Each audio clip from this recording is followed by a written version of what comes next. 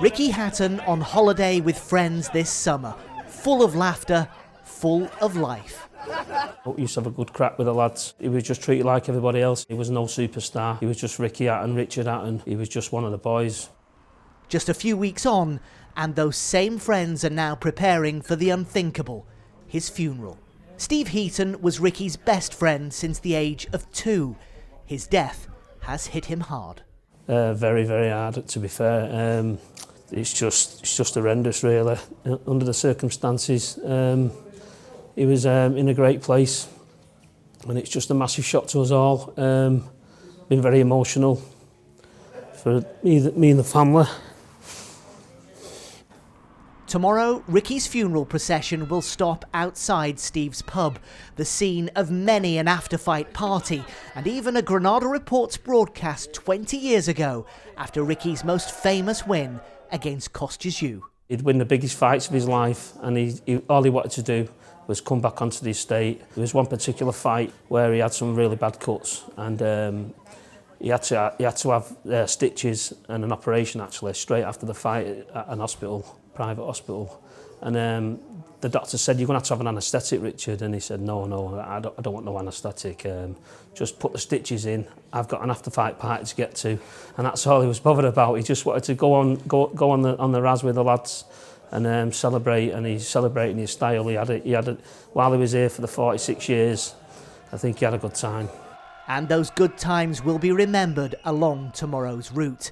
It all starts at Ricky's local in G Cross, before a stop at a third pub, the New Inn in Hattersley. Once owned by his parents, it's where Ricky honed his skills in the cellar. Manny Pacquiao, let's see if you're the pound for pound at darts, my son. It's where the great Manny Pacquiao once came to play darts, and where Ricky's post-fight dodgy shirt days became legendary. The cortege will also take in Ricky's former gym, where the doors were always open to fans to watch him train for world title fights. While the gym Ricky built in the heart of Hyde is sure to be a focal point for mourners. The gym itself has been a little bit of a hub where people have come and laid flowers down, but then they've come into the gym and shared their stories that they've got of him. People have just been in tears in the reception area. Blaine Eunice was a friend and colleague, a trainer at the gym, and one of the last people to see Ricky before his sudden death. What was he like to work with?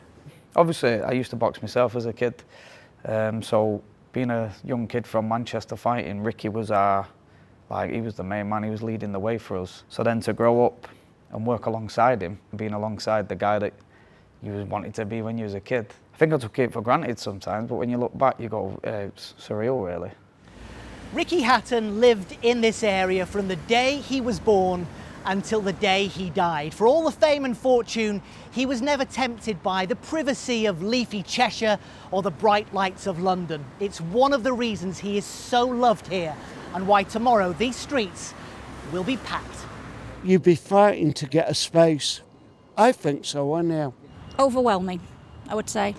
Yeah, definitely. Yeah, I think the streets will be lined up and he'll get a fantastic send-off. Speak to anybody around you and they'll tell you. He gave Hyde a name, didn't he? You know what, Ricky Hatton put us on the map for the right reasons. He always put a smile on his face for people, when deep down someone needed to give him a smile and a hug. It's only fitting that he comes past one more time. Hopefully we get a few hundred here, hopefully a few thousand, because he deserves it.